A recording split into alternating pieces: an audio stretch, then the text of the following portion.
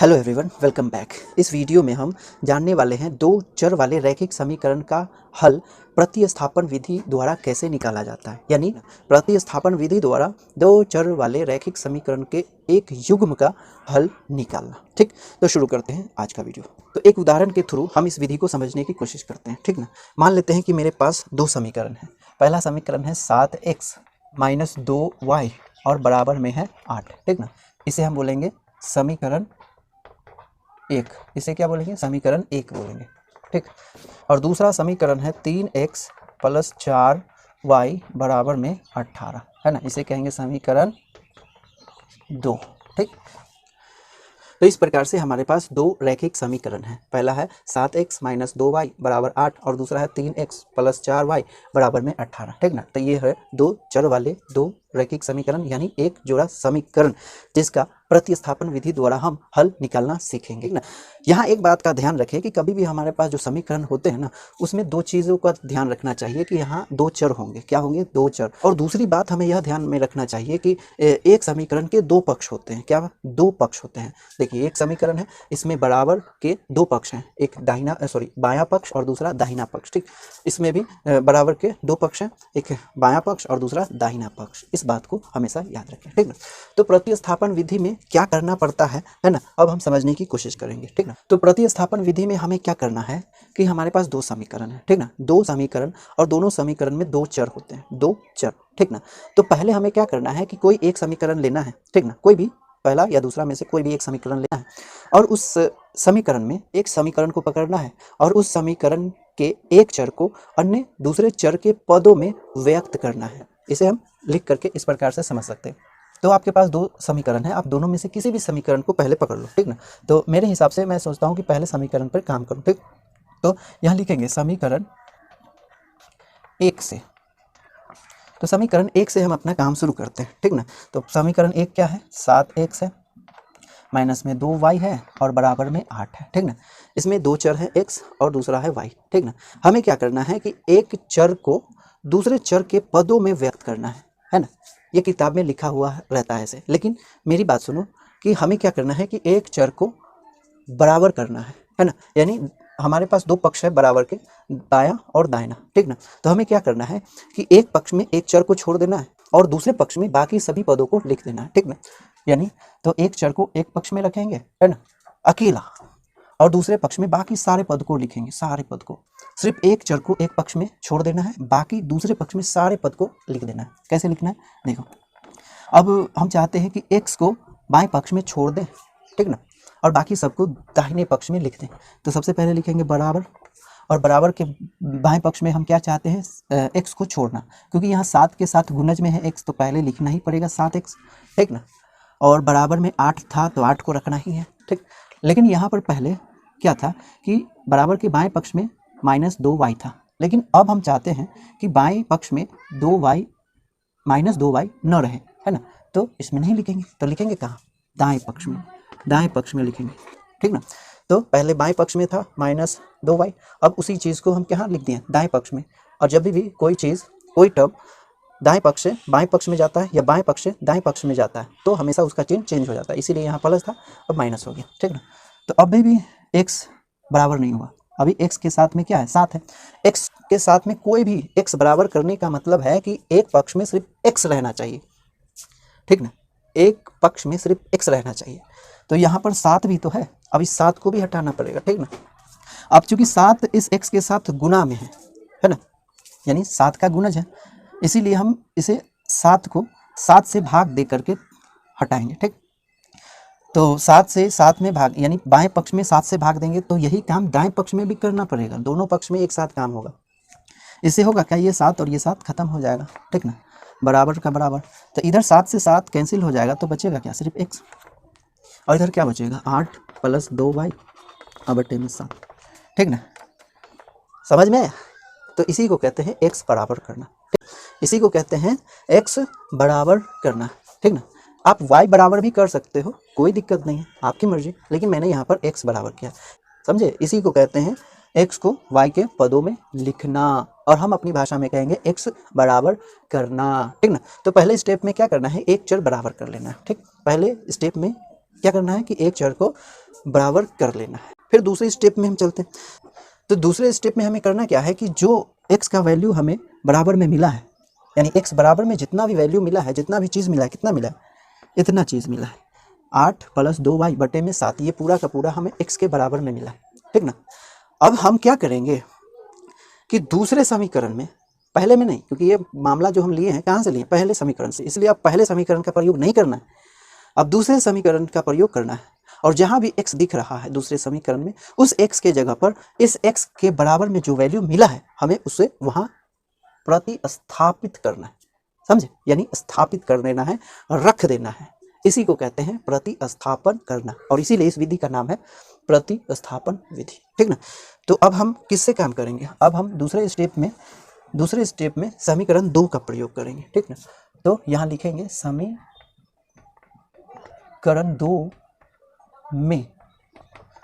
2 में x का मान रखने पर बात समझ में आया। यानी अब हम समीकरण 2 का प्रयोग करेंगे और उसमें x जहां भी लिखा है उस x के जगह पर इस x का वैल्यू को रख देंगे, यानी प्रतिस्थापित कर देंगे, यानी पुट कर देंगे, बात समझे। इसीलिए इस विधि को कहते हैं प्रतिस्थापन विधि। तो सबसे पहले हम दूसरा समीकरण क्या है हम लिख लेते हैं। दूसरा समीकरण है 3x + 4y बराबर में 18। तो ये दूसरा समीकरण है। अब दूसरे समीकरण में ये देखिए, ये x है ना, अब इस x के जगह पर, चूंकि x के गुना में कितना है 3 है, ठीक ना, तो इस x के जगह पर हमें क्या स्थापित करना है, x बराबर 8 + 2y बटे में 7 जो मिला है ना, इस मान को इस x की जगह पर प्रतिस्थापित करना है। तो ये या का चिन्ह है, समझे ना, या का चिन्ह। आप हिंदी में ऐसे या लिख सकते हैं, कोई दिक्कत नहीं है, ठीक ना। या, तो या में हम क्या करना है, क्योंकि 3 तो 3 है ना, 3 को 3 रखेंगे, और चूंकि x इस 3 के गुना में है ना, इसलिए गुना देंगे। लेकिन इस x के जगह पे हमें क्या रखना है, ये रखना है, क्योंकि x के बराबर में कितना है, x के बराबर में है 8 + 2y बटे में 7। तो x के बराबर में जितने भी वैल्यू है ना, उस सारे वैल्यू को इस x की जगह पर रखना है, यानी x को विस्थापित कर देना है। तो कितना से विस्थापित करना है, 8 + 2y बटे में 7 से विस्थापित कर देना है, समझे। इसीलिए इस विधि को हम क्या कहते हैं, प्रतिस्थापन विधि। और बाकी प्लस है तो प्लस, 4 है तो 4, y है तो y, बराबर है तो बराबर, और 18 है तो 18, ये कहाँ जाएगा, ये कहीं नहीं जाएगा। तो अब हम जो देख रहे हैं यहाँ पर, ये भी एक समीकरण प्राप्त हुआ है, लेकिन इस समीकरण की खासियत ये है कि ये एक चर वाले रैखिक समीकरण है। पहले जो था 2 चर वाले रैखिक समीकरण थे, है ना। अब 2 चर वाले रैखिक समीकरण है, तो यहाँ दोनों चर में से किसी का भी वैल्यू हम नहीं निकाल सकते, और निकाल भी सकते हैं तो इस प्रकार से एक चर को दूसरे चर के पदों में ही लिख सकते हैं। लेकिन हमें तो संख्यात्मक वैल्यू चाहिए ना, तो संख्यात्मक वैल्यू, जब तक 2 चर होंगे एक समीकरण में, तब तक हम एक चर का संख्यात्मक वैल्यू कैसे निकाल सकते, नहीं ना। इसीलिए किसी भी विधि द्वारा हमें क्या करना है कि किसी समीकरण का एक चर को गायब कर देना, ठीक ना, एक चर को गायब कर देना है। और यही काम हम यहाँ भी कर रहे हैं, प्रतिस्थापन विधि द्वारा भी कर रहे हैं, है ना, कि यहाँ पर x बराबर निकाल लिया है पहले समीकरण से, और दूसरे समीकरण में उस x के जगह पर वो वैल्यू को पुट कर देना है। इससे क्या होगा कि हमें एक चर वाले, ध्यान रहे, एक चर वाले रैखिक समीकरण प्राप्त हो जाएंगे, है ना। इसमें एक ही चर होगा, चाहे कई जगह भी लिखा हो, यहाँ 2 जगह लिखा हुआ उससे मतलब नहीं, लेकिन एक ही चर है और बाकी सब संख्या है और बराबर में है। तो इससे क्या होगा कि हमें एक चर का वैल्यू, संख्यात्मक मान मिल जाएगा, है ना। ऐसा करने से तो हम क्या करेंगे, इसको सॉल्व करेंगे। तो इसका मतलब है कि 8 + 2y बटे 7 को 3 से गुना करना है। तो 8 3 24, प्लस का प्लस और 3 दूना 6, अब बटे में 7 तो 7 है, अब प्लस है तो प्लस रखना है, 4 है तो 4, y है तो y, बराबर है तो बराबर, और 18 है तो 18, ठीक ना। तो यहाँ हम देख रहे हैं कि क्या हो गया, बट्टे पर का जोड़। इसका हर कितना है, कुछ नहीं तो 1 मान लेते हैं, दोनों का हर क्या होगा, 7 हो जाएगा, है ना। तो इससे भाग करेंगे तो ये तो उतना ही का उतना ही, है ना। इससे इसमें भाग करेंगे तो 7 इकाई 7, तो 7 मरतबे, तो 7 चौके 28 y हो जाएगा। अब बराबर में 18 है तो 18, ठीक ना। अब क्या करना है कि इन पूरे टर्म में 24 का 24, क्योंकि ये अचर है और ये चर वाला पद है, तो 28y और 6y, 28y में 6y और जुड़ गया तो कितना हो गया, 34y हो गया ना, अब अट्टे में 7 बराबर में 18। बात समझे? इस प्रकार से। या अब चूंकि इस अचर और इस चर पद को कौन बांध के रखा है, 7, जब तक ये हटाएंगे नहीं तब तक ये खुलेगा कैसे, और ना जुड़ेगा ना घटेगा, इसलिए इसको हटाएंगे किधर, इधर, दोनों तरफ 7 से गुना करेंगे तो 7 इतना का इतना ही, गुने 18 और गुने 7, तो 24 प्लस 34 y बराबर में 8 सते 56 है ना, 7 इकाई 7, 7 5 12, इतना हो गया, यानी 126। ठीक, अब मेरे पास जगह नहीं है, मैं इधर लिख रहा हूँ, ठीक है। तो बाएं पक्ष में किसको छोड़ना है, 34 को, और दाएं पक्ष में कितना था, 126 था, 126, और इस अचर पद को उस अचर पद यानी दाहिने पक्ष में ले जाना है, तो ले जाएंगे तो कितना हो जाएगा, -24, ठीक ना। तो इधर कितना रह गया, 24 यानी 34y बराबर में 102, ठीक ना। अब इस y के साथ 34 है, तो इस 34 को तो हटाना पड़ेगा ना, क्योंकि गुना में है इसलिए भाग करके हटाना पड़ेगा, तो दोनों तरफ करना होगा। तो 34 से कम 34 और 34 तिया है ना, 34 तिया 102, तो क्या बचा, इधर y बचा और इधर क्या बचा, 3 बचा। तो y का वैल्यू क्या हो गया, y का वैल्यू हो गया ये कितना, y का वैल्यू हो गया 3, समझे, 3 हो गया। ठीक, अब हमें क्या करना है, क्योंकि y का वैल्यू तो हमें मिल गया, ठीक ना। अब हमें x का वैल्यू फाइंड करना है, खोजना है, x का मान खोजना है। अब x के मान को निकालने के लिए आपके पास 3 समीकरण है, कितने, 3 समीकरण, पहला समीकरण, दूसरा समीकरण और ये रहा तीसरा समीकरण, इसे तीसरा समीकरण बोलेंगे, ध्यान रहे, समीकरण तीसरा, ठीक ना। तो ये तीसरा समीकरण है। आप पहले में भी y के जगह पर 3 रखो तो भी मिल जाएगा, दूसरे में भी y के जगह पे 3 रखो तो भी x का वैल्यू मिलेगा, और या तीसरे में रख दो तो डायरेक्ट x का वैल्यू ही मिल जाएगा, इधर उधर करने की जरूरत नहीं है ना। तो हम क्या करेंगे कि हम तीसरे समीकरण में y के बराबर 3 रख करके किसका वैल्यू निकाल लेंगे, x का वैल्यू निकाल लेंगे, ठीक ना। तो यहाँ लिखेंगे, जो काम आप करोगे यहाँ पे लिख देना, अब समीकरण 3 में y बराबर 3 रखने पर, ठीक ना, रखने पर रखो।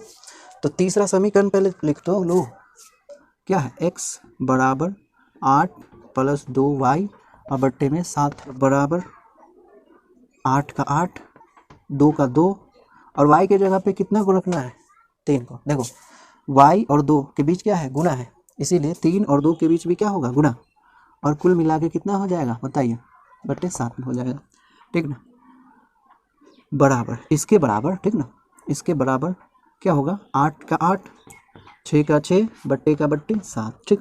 8 और 6 कितना होगा, 8 6 14 हो जाएगा, और बट्टे में 7, तो बराबर में 7 दूना 14, तो क्या हो गया 2।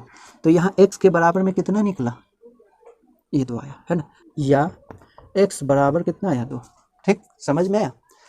तो लिखेंगे अतः x बराबर 2 और y बराबर 3, ठीक ना। तो ये हो गया समीकरण युग्म के हल, यानी इन दोनों समीकरण का हल क्या हो गया, ये हो गया, यानी इस एक युग्म समीकरण का हल ये हो गया, x बराबर 2 और y बराबर 3, ठीक ना। तो इस प्रकार से प्रतिस्थापन विधि द्वारा समीकरण यानी रैखिक, 2 चर वाले रैखिक समीकरण के एक जोड़े का हल निकाला जाता है, ठीक ना। एक बार फिर से मैं समझा देता हूँ कि इस विधि में क्या करना है, ठीक ना। देखो, विधि का नाम है प्रतिस्थापन विधि, जैसा नाम है वैसा काम भी है, ठीक ना। प्रतिस्थापन का मतलब होता है कि एक को दूसरे से विस्थापित करना, एक चीज को दूसरे से विस्थापित करना, है ना। तो इस विधि में यही करना है, क्या करना है कि 2 समीकरण है हमारे पास, दोनों में किसी भी समीकरण को पकड़ेंगे और उसमें 2 चर होंगे, ठीक ना। अब उस दोनों चर में से किसी एक चर को दूसरे चर के पदों में व्यक्त कर देंगे, यानी एक चर बराबर कर लेंगे, ठीक ना। जैसे कि यहाँ पे हमने किया है कि x बराबर कर लिया है, यानी x को y के पदों में लिख दिया है, इसीलिए x बराबर हो गया, है ना। यानी बाएं पक्ष में सिर्फ x है और दाहिने पक्ष में बाकी सब है, ठीक ना। तो इस प्रकार से हमें बराबर कर लेना है। दूसरा स्टेप में क्या करना है, x जहां भी दूसरे समीकरण में दिख रहा है, ये एक ही जगह दिख रहा है, इस समीकरण को हम यहाँ रख दिए, है ना। तो दूसरे समीकरण में x जहाँ भी दिख रहा है उसके जगह पर हम x बराबर में जो पाया है उसको यहाँ रख करके इस x को विस्थापित कर देना है ना। इससे क्या होगा कि हमें एक चर वाले रैखिक समीकरण मिलेंगे और एक चर वाले रैखिक समीकरण से उस चर का वैल्यू निकालना आसान होता है ना। अब इसको सॉल्व करने पर y का वैल्यू 3 हमें प्राप्त होता है, यानी एक चर का वैल्यू, क्योंकि एक चर वाला रैखिक समीकरण बन गया ना, इसलिए एक चर का वैल्यू हमें 3 मिल गया। फिर अब उसके बाद हमें दूसरे चर का वैल्यू भी फाइंड करना है। यहाँ तो x y के पदों में न लिखा गया है ना, लेकिन हमें तो संख्यात्मक मान चाहिए ना। जैसे कि y बराबर एक संख्या मिला है 3, उसी प्रकार से x बराबर भी तो एक संख्या चाहिए है। इसीलिए हम क्या करेंगे कि इस y का वैल्यू जहाँ भी y है, पहले समीकरण में हो या दूसरे समीकरण में हो या तीसरे समीकरण में हो, जहाँ भी y है वहाँ पे इस y का वैल्यू यानी संख्यात्मक मान को रखेंगे। उससे क्या होगा कि x का वैल्यू मिल जाएगा, ठीक ना। तो आप पहले दूसरे या तीसरे किसी भी समीकरण में रख करके y के जगह पे 3 रख करके आप किस चीज़ को निकाल सकते हो, x के वैल्यू को निकाल सकते हैं। तो हमने क्या किया कि समीकरण 3 में y की जगह पर y का संख्यात्मक मान यानी 3 रख करके क्या किए, x का वैल्यू फाइंड कर लिया, ठीक ना। तो इस प्रकार से हमें x बराबर 2 और y बराबर 3, तो इस विधि को कहते हैं प्रतिस्थापन विधि, ठीक ना। तो इस प्रकार से प्रतिस्थापन विधि द्वारा दो चर वाले रैखिक समीकरण के एक जोड़े का हल निकाला जाता है, ठीक। तो मिलते हैं नेक्स्ट वीडियो में एक नए विधि के साथ, तब तक B continue and keep learning. Thank you for watching my video.